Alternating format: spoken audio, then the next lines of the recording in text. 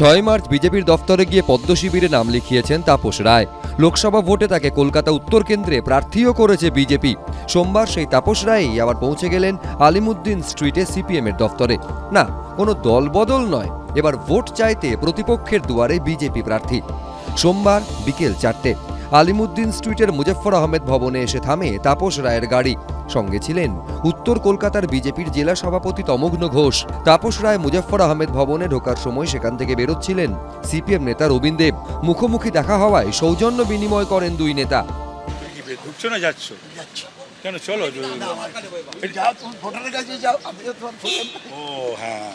ঠিক বলেছি। এরপর ওপরে উঠে যান তাপস রায়। সেখানে বামফ্রন্ট চেয়ারম্যান বিমান বসুর সঙ্গে দেখা করেন কলকাতা উত্তরের বিজেপি প্রার্থী। প্রায় 13 মিনিট কথা হয় দুজনের মধ্যে।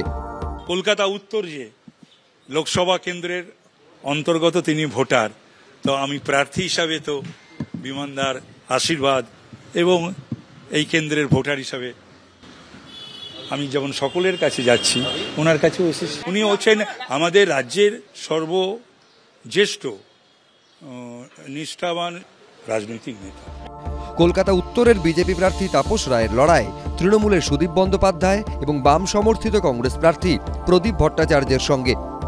আমি এই কনস্টিটিউয়েন্সি ভোটারের কাছে নিশ্চয়ই প্রার্থী আসতে পারে।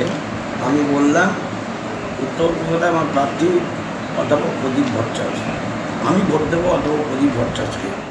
লোকসভা ভোটের মুখে বিভিন্ন রাজনৈতিক দলের আক্রমণ পাল্টা আক্রমণে বঙ্গ রাজনীতির আঙিনা তপ্ত।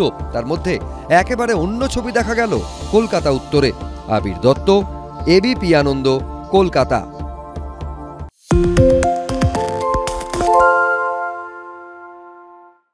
আরে চাটা দে। ভাই আমার একটা চা দেন। কি হলো আমারটা? বাংলা পক্ষপাত চায় না, বাংলা খবর চায়। বাংলা খবর, বাংলার খবর।